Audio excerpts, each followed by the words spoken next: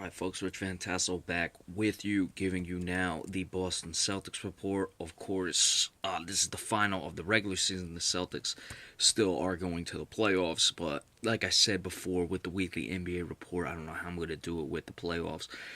Obviously, I'm going to give most every game, most every series what I can do. But moving into the playoffs now, the final two games of the regular season, this is it for the regular season for the Celtics. Were able to get the win last night against the Hornets. They had given up the lead. They were able to get it back. I didn't watch this game. I was doing other stuff. But when I checked the box score, I was happy to see that Al Horford shot 15 shots. I think that's the biggest thing with Al Horford. And I don't know. I mean, it looks like in the second half, Charlotte scored 60 points. The Celtics scored 50 points. So they had a big lead that could happen. But the Celtics scored 21 in the third, 29 in the fourth. 29 in the fourth is pretty good. Reading, it looks like the Hornets got it close in the fourth quarter, went on a run, and the Celtics were able to stem the tide. That's what I want to see with Al Horford. I don't need him to put up 20 and 10. That's not what I'm expecting from Al Horford. What I am expecting from Al Horford is when a team is going on a run that he's able to come up with the buckets needed. He did have 7 assists. I like how he moves the ball and all that stuff. But at times, Al Horford has to be more selfish. He has to be able to end these runs when Isaiah Thomas is on the bench and they need a score. I've seen Al Horford a lot during this season where he's had centers on him. There have been plenty of centers on him that he does abuse and should abuse because they're just not on his level. But I've seen him play pretty well against Dwight Howard. Other centers, I mean, Joakim Noah at times, whatever you want to say about Joakim Noah, I'm not acting like he's the next coming of Moses Malone or anything, but there are guys who have been quality centers in this league who he's been able to pick apart, but at times I see him with lesser guys on him, and he doesn't take advantage. When they were playing the Milwaukee Bucks, I thought he could have just completely abused them on the inside. I don't think he was able to take advantage of it.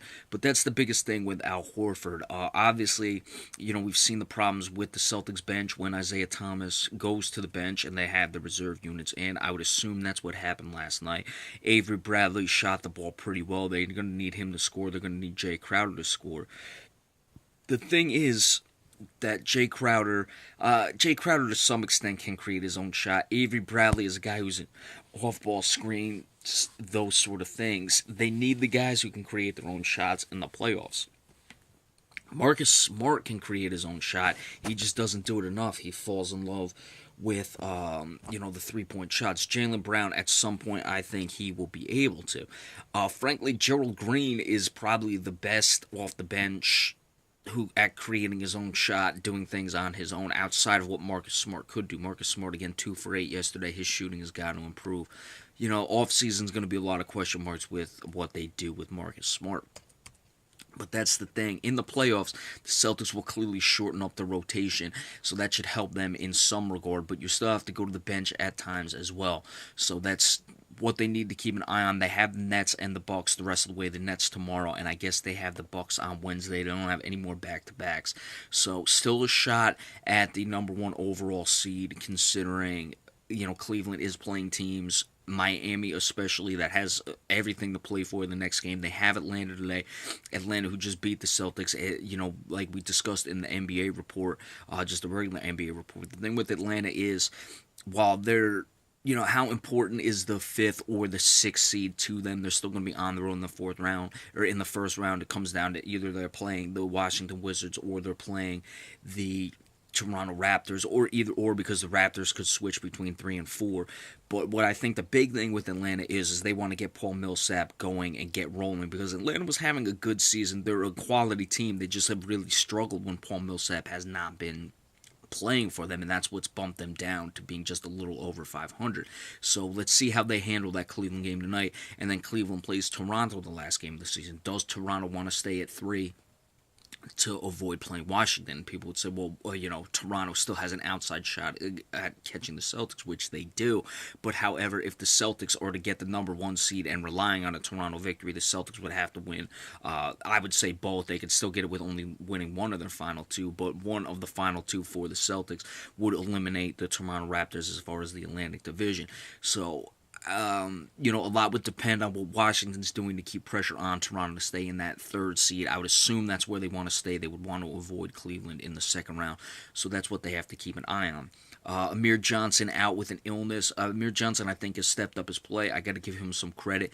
He's, a guy who defensively, I feel, has been probably the most consistent defender at points this season or throughout the whole season. Jay Crowder, you could certainly put on that list. Avery Bradley, who would be the team's best defender, has just missed too many games to be on that. Amir Johnson's offensive game, I think, has been solid at times. The problem is, I just watch it too many times. Amir Johnson, he's got butterfingers. He's got hands of stone. When he's catching passes, he slips and slides on the floor at times. So, that's one of the things. But when he can just stay on his feet and doesn't look like, a dunce out there and not just slipping and sliding. He's been solid offensively. Let's see if he's able to get back in for these final two games, get a tune-up. Of course, they're still chasing the top overall seed, but it's most important just to get a tune-up the rest of the way. But Brooklyn is a team that could certainly beat them, and Milwaukee, who's clinched the playoff spot, seeding, you got a lot of things that would still be determined with what Indiana does, where Atlanta goes, and all those sorts of things. As I'm doing this report right now, the Knicks and Raptors have just gotten started. Let's see if the Knicks can pull off the upset. They're up 8-4, but still early on in the game. That's interesting. Even if the Knicks win, that would eliminate Toronto, and you say, well, what would they have to play for? Well, it puts Washington back in the fray. Washington can't catch the Celtics. They've lost their 32nd game. The Celtics have 51 victories, so the Celtics will be third at least. They're avoiding Cleveland in the first round, but at least shoring up that second spot would mean home court advantage in the first round and home court advantage in the second round should they advance. That's a big thing for them. So as long as the Celtics can get one more, or say Toronto loses today and still have the outside shot at the one, but important that bench, they figure things out as best they can in these final two games. Like we said, come playoff time, you'll shorten the rotation. That'll help. And also, let's see if Amir Johnson can get back in it and their shots start to fall as well. That's one of the big things with the Celtics, with the amount of threes they shoot.